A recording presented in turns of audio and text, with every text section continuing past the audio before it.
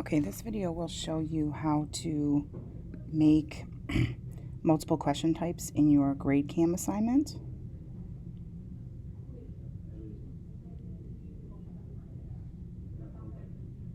And you could change your question number.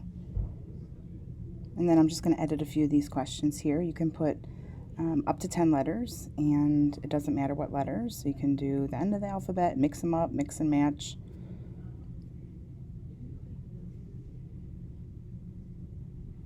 You can add some standards to your questions if you want, which makes looking at data later much easier when you're trying to figure out what your students know and don't know.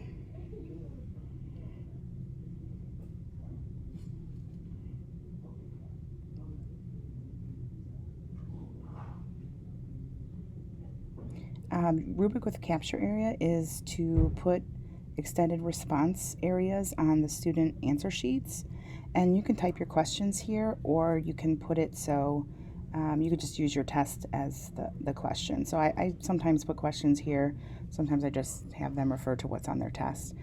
You can change the point values here, and this is showing how you do a fill in the blank question. It reads your written responses up to 30 characters, and it does a pretty good job of this, but I always just double check to make sure that it read the writing correctly. I would say 95% of the time it gets it right, based on what you have there. So in this case, spelling would matter. You can accept multiple answers if you want, so I will do that a lot of times. You can even assign them different point values for different answers. And then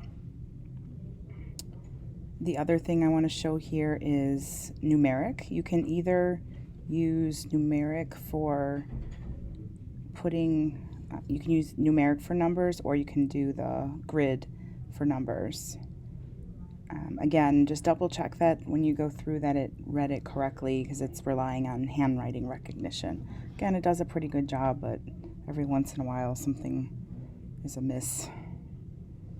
I'm going to insert some other questions here and show you a couple other types besides like the basic true and false and multiple choice. So let's say I want to give, I want to accept a range of numbers. I just add to my tolerance percentage so it'll accept a range.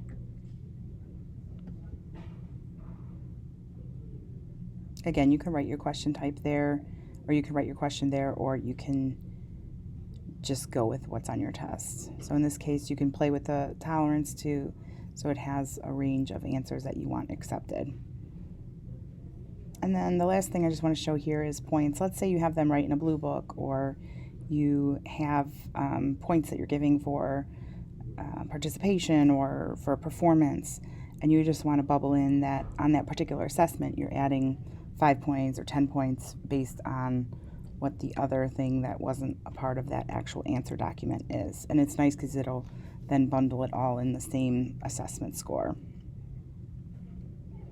And that's just a very quick overview of a few question types. Let me know if you have any questions, and I hope that was helpful.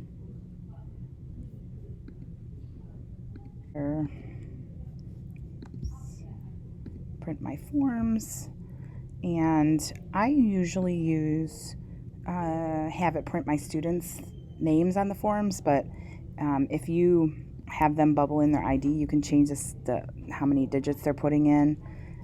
If you only use 3, sometimes there is some repetition, but it'll ask you, is this so-and-so or is it that so-and-so? But if you put like the last 6 digits, that's kind of what they're familiar with like their lunch code and that.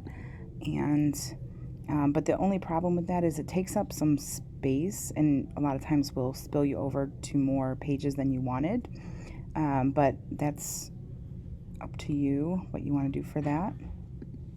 So I usually use it so I put my student's name on it, and it actually just like takes up a little bit less paper.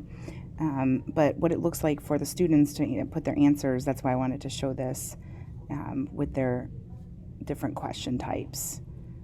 So it's important that when they write that it is within that box.